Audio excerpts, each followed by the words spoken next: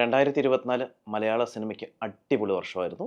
ഈ ഓണം ആര് തൂക്കിയെന്ന് ചോദിച്ചാൽ 2024 മലയാള സിനിമയുടെ അടിപൊളി വർഷമായിരുന്നു. ഒരുപാട് ചെറിയ പ്രശ്നങ്ങളൊക്കെ മലയാള സിനിമയ്ക്ക് ഉണ്ടായിട്ടുണ്ട്.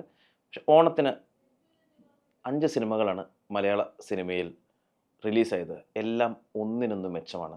ഞാനിന്ന് സംസാരിക്കാൻ പോകുന്നത് കിഷ്കിന്ധാ കാണ്ഡം എന്ന സിനിമയെക്കുറിച്ചിട്ടാണ്. തിരക്കഥ, സംഭാഷണവും സിനിമാറ്റോഗ്രാഫിയും ചെയ്ത് ബാഹുൽ രമേശും നിർമ്മിച്ചത് ജോബി ജോർജ് തടത്തിലുമാണ്. ഞാൻ ഷാർജയിൽ സിറ്റി സെൻറ്ററിലാണ് സിനിമ കണ്ടത്. ഒരു ഒരു 70% കൂടുതൽ ആളുകളുണ്ടായിരുന്നു. തുടക്കം മുതൽ അവസാനം വരെ ഭയങ്കര ക്യൂരിയോസിറ്റി ബിൽഡ് ചെയ്തിട്ടാണ് ആ സിനിമ നമ്മളിലേക്ക് എത്തിച്ചത്. ഇതിൻ്റെ ഏറ്റവും വലിയ പ്രത്യേകതയായിട്ട് തോന്നിയത് ഇതിൻ്റെ കഥയും തിരക്കഥയും സംഭാഷണവും എഴുതിയ ആള് ഇത് സിനിമാറ്റോഗ്രാഫി ചെയ്യുമ്പോൾ പ്രത്യേകിച്ച് ലിമിറ്റേഷൻസ് ഒന്നുമില്ല. സംവിധായകനും തിരക്കഥാകൃത്തും ചേർന്നൊരുക്കുന്ന ഒരു കഥയെ അത് ഈ സിനിമാറ്റോഗ്രാഫി എത്തരത്തിലാണ് എടുക്കുന്നത് എന്ന് വെച്ചിട്ടാണ് അതിൻ്റെ വിഷ്വൽ സെൻസ് ഇരിക്കുന്നത്. ഇവിടെ അങ്ങനെ ഒരു കൊളാഷിൻ്റെ പ്രശ്നമില്ല. വളരെ കൃത്യമായിട്ട് ഇത് മെർജ് ചെയ്ത് അവരുദ്ദേശിക്കുന്ന ഒരു ഒരു ഒരു ഒരു ലോകത്തേക്ക് ആ സിനിമ തുടങ്ങി 5-6 മിനിറ്റിൽ പ്രേക്ഷകരെ എത്തിക്കാൻ സാധിച്ചു.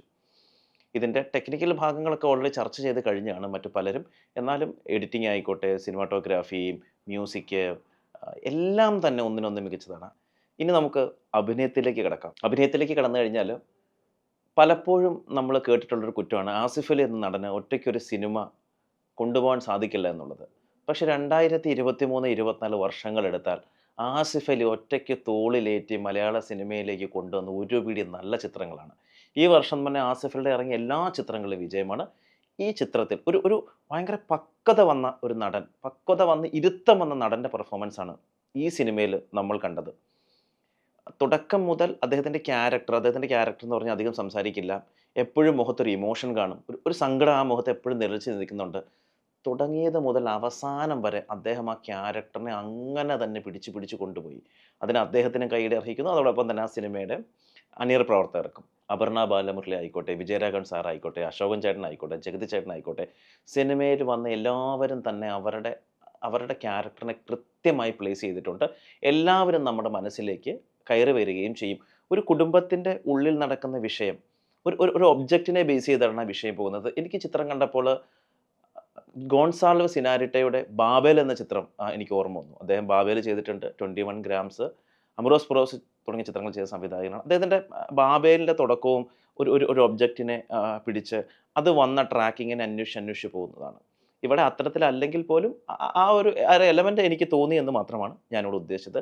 സിനിമ ഒരു ഒരു ഒരു ഒരു ഫെസ്റ്റിവൽ സമയത്ത് ഇറങ്ങേണ്ട ചിത്രമാണോ എന്ന് ഇതിൻ്റെ ട്രെയിലർ കണ്ടപ്പോൾ തോന്നിയിരുന്നു പേഴ്സണലി.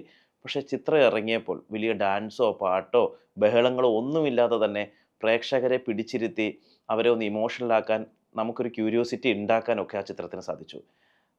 കാണാത്തവരുണ്ടെങ്കിൽ കണ്ടിരിക്കേണ്ട ചിത്രം തന്നെയാണ് കിഷ്കിന്ധാ കാണ്ഡം. എടുത്തു പറയേണ്ടത് ആസിഫ് അലിയുടെ പ്രകടനം തന്നെയാണ്.